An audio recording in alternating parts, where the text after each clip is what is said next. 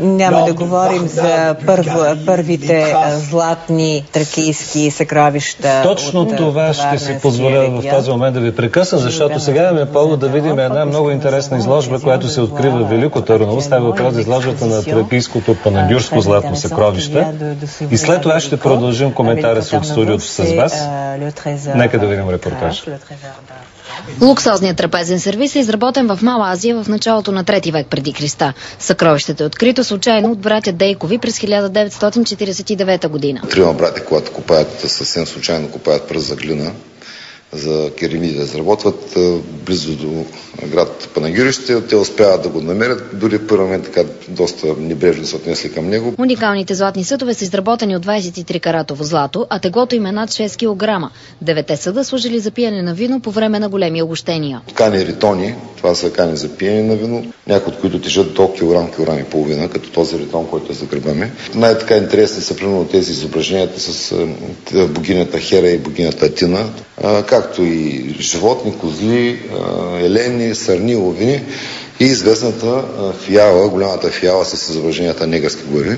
Най-ценният уникат от съкровището е амфората Ритон. Тя е била предназначена за пиене на вино от 2 човека едновременно.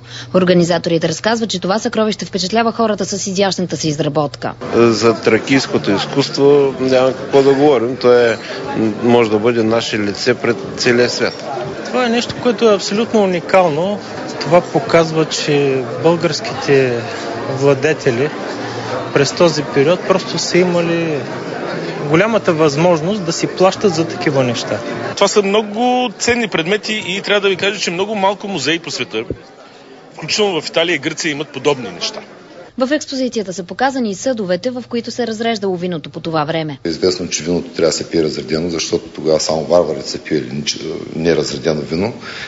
Тракийците са имитирали гърците, затова и те са започвали от време на време да разрежат виното си. Защото трябва да се пие дълго време виното, защото така е разредено, за да не се опиват хората, да могат да участват в дългите симпозиуми, които са правили тогава. Изложбата е подредена в реставрирания хан Хаджи Николи, строен от майстор Колю Фичето. Той се намира на прочутата Самоводска чаршия и събира погледите на туристи от цял свят. Жителите и гостите на старата столица ще имат възможността да разгледат уникалното съкровище до месец октомври. Сега към българското археологическо присъствие. Да, точно така, госпожа Красина Панайотова. Чухме тук думи за